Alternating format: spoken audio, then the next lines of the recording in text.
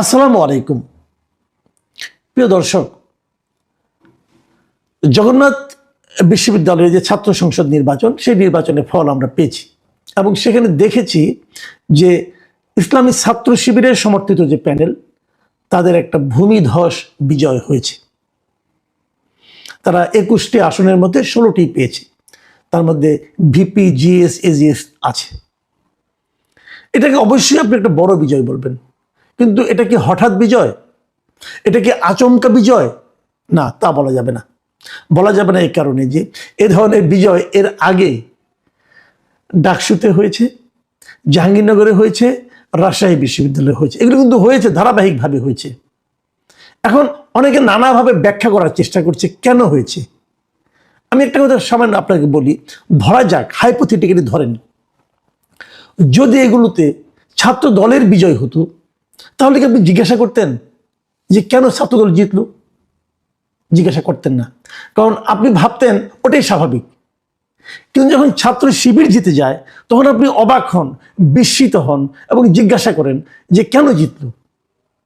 আমার মনে আছে একটা ঘটনা, কাকতালীয় হতে পারে। আমি একটা কাজে, আমার একটা মানে একটা পারিবারিক কাজে আমি মাঝখানে রাজশাহীতে গিয়েছিলাম। রাজশাহী বিশ্ববিদ্যালয়ের একজন অধ্যাপকের একটা মেয়ের বিয়েতে আর কি। সে ওখানে যেতে আমি গেলাম, যাওয়ার পর দিন আমি রাজশাহী বিশ্ববিদ্যালয়ের ক্যাম্পাসে ছিলাম রাতে। তো থাকার পরদিন যেদিন রাকসু নির্বাচনটা হয়ে গেল, ওদিনই রাতে আমি গিয়ে ওখানে পৌঁছেছিলাম। পরের দিন সকালে পৌঁছেছিলাম। পরের দিন সকালে আমি ওখানে পৌঁছেছিলাম। পৌঁছে ক্যাম্পাসের মধ্যে একটা ওদের যে রেস্টুরেন্টে সবাই তারা খায়, ওখানে ওপেন জায়গায়, সেখানে আমি সকালে নাস্তা করছিলাম। ওখানে বেশ কয়েকটা মিডিয়ার লোকজন ছিল, বিভিন্ন ঢাকার মিডিয়া।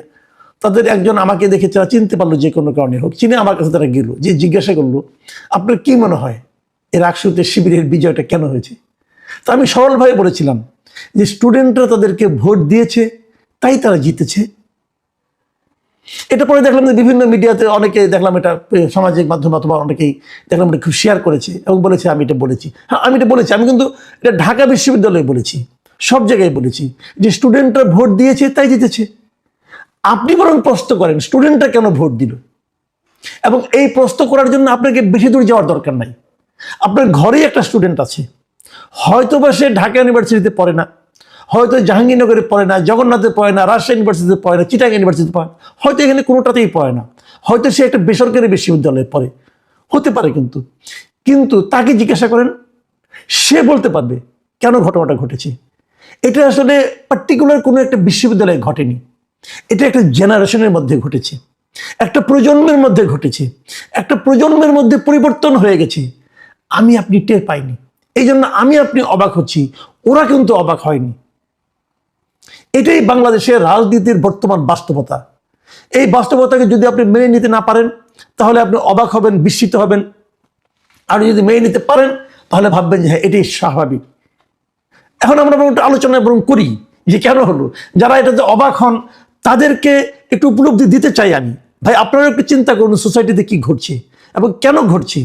আমি কিন্তু এর ভালো মন্দ নিয়ে কথা বলছি না। আমি আবারও বলি, আমি এখনো মনে করি আমাদের এই প্রজন্ম চায় বলেই এই রেজাল্ট আসছে।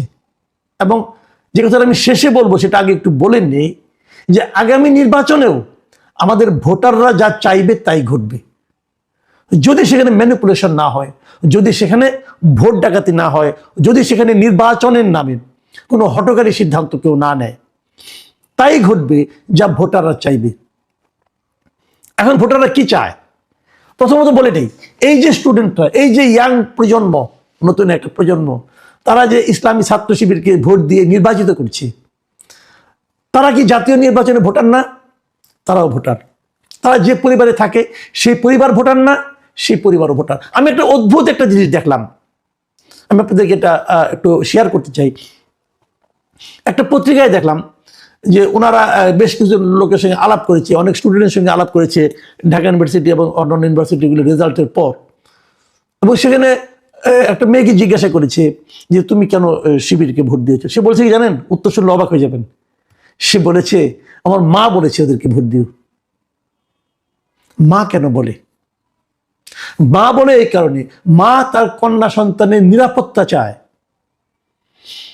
মা বুঝতে চেয়েছে যে কারা ছাত্র সংসদে আসলে তার কন্যাটা নিরাপদে থাকতে পারবে, সে মা বলেছে।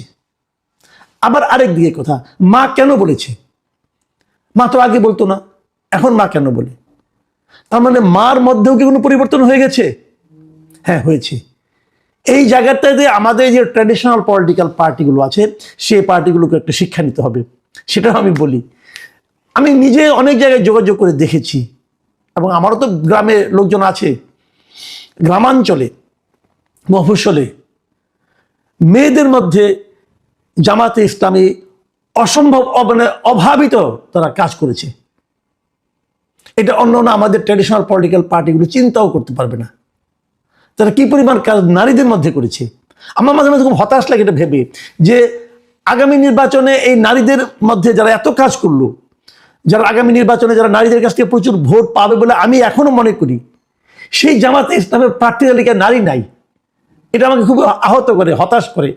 কেন তারা এটা করছে? এটার কিন্তু আবার আফটার ইফেক্ট থাকতে পারে, এটা ওনারা ভালো বুঝবেন। ওনাদের হয়তো এটাই রাজনীতি, হয়তো এটাই বাংলাদেশের নারীরা চায় যে আমাদের উপর অন্য কেউ মাতব্বরি করবে, আমরা এটা মেনে নেব। আমি জানি না, আমি বলতে পারবো না, কিন্তু এটা আমাকে একটু হতাশই করে বলা যায়, একটু অবাক করে। কিন্তু বাস্তবতা হলো বাংলাদেশের প্রত্যন্ত অঞ্চলের নারীদের মধ্যে জামাতে ইসলাম অনেক কাজ করেছে, এবং জামাতে ইসলাম তাদেরকে প্রভাবিত করতে অনেক ক্ষেত্রে পেরেছে। তার প্রভাব আমরা এখনই কিন্তু বিভিন্ন জায়গায় পেতে শুরু করেছি। ছাত্র সংসদে পড়ছে, তার বিশ্ববিদ্যালয়ে পড়ুয়া ছেলে মেয়েরা মাদের কথা শুনছে, জাতীয় নির্বাচনে শুনবে না? এটাও কিন্তু মাথায় রাখতে হবে। ব্যর্থতাটা কোথায়? কার ব্যর্থতা? অথবা সফলতাটা কোথায়? কেন সফলতা? এই নিয়ে অনেক ইকুয়েশন হয়েছে, অনেকে নানা কথা বলেছে। যেমন আমার নিজেরও কিছু ইকুয়েশন ছিল, আমার নিজের দুটো ইকুয়েশন ছিল, সে দুটো আপনাদের সঙ্গে আমি শেয়ার করি। প্রথম ইকুয়েশন হলো, এই বিশ্ববিদ্যালয়গুলোতে ছাত্রলীগ যখন ছিল, মানে আওয়ামী লীগের আমলে স্টুডেন্টদের উপর এক ধরনের টর্চার চলতো।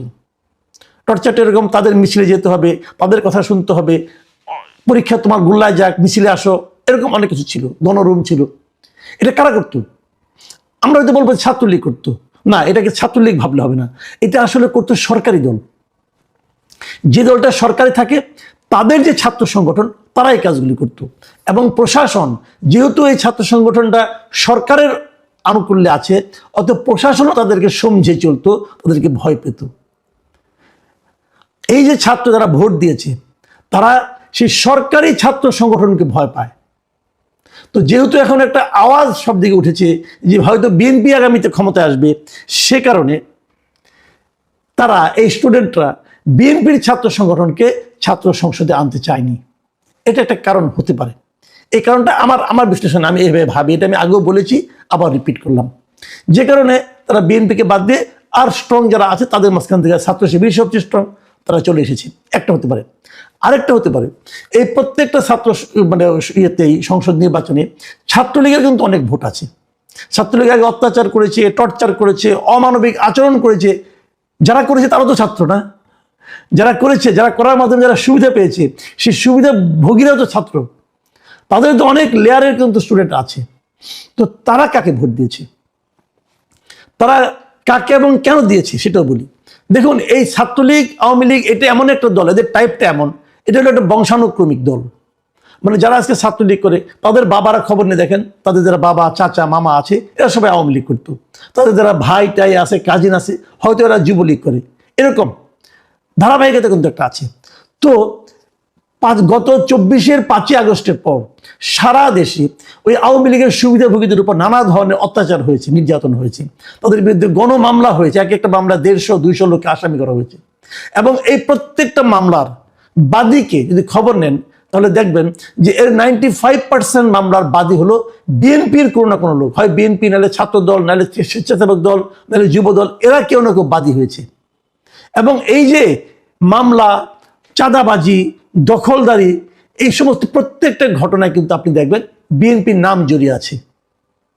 তো তারা যখন স্টুডেন্ট যখন ভোট দেওয়ার সময় দেখছে যে আমার পিতাকে দৌড়ের উপরে রেখেছে বিএনপি, আমার চাচা, মামা, খালা, ফুপু সবাইকে বিএনপি দৌড়ের উপরে রেখেছে, তো বিএনপির ছাত্র সংগঠনকে আমি কেন ভোট দেব? এবং এই প্রত্যেকটা জায়গায় বিএনপির দৌড়ের পাশাপাশি বিএনপি যদি 10 জনকে দৌড়ের উপরে রাখছে, তাহলে 2 জনকে আবার জামাত ইসলামী একটা সাপোর্ট দিয়েছে, একজন শেল্টার দিয়েছে। তারা কিন্তু জামাতে ইসলামের প্রতি এক ধরনের কৃতজ্ঞতা অনুভব করেছে। সেই কৃতজ্ঞতাই কিন্তু ক্রমে ক্রমে তাদের সন্তানদের মধ্যে সংক্রমিত হয়েছে এবং তারা এখানে সেই ভোটটা দিয়েছে। এরা এই জন্য বিএনপি ছাত্র সংগঠন তাদেরকে বাদ দিয়ে বিকল্প কাউকে বেছে নিয়েছে। এই দুটো আমার ধারণা ছিল। এর সঙ্গে তৃতীয় একটা ধারণা গত দুদিন ধরে আমার মধ্যে যুক্ত হয়েছে। এটা আমাকে আমাদের এক সাংবাদিক বন্ধু আমাকে ব্যাখ্যাটা দিলেন এবং এই ব্যাখ্যাটা আমার কাছে খুব গ্রহণযোগ্য মনে হয়েছে। ওনার ব্যাখ্যাটা হলো বিশ্ববিদ্যালয়ে ভর্তি হতে হলে কিন্তু আপনাকে কোনো একটা কোচিং করতে হয়।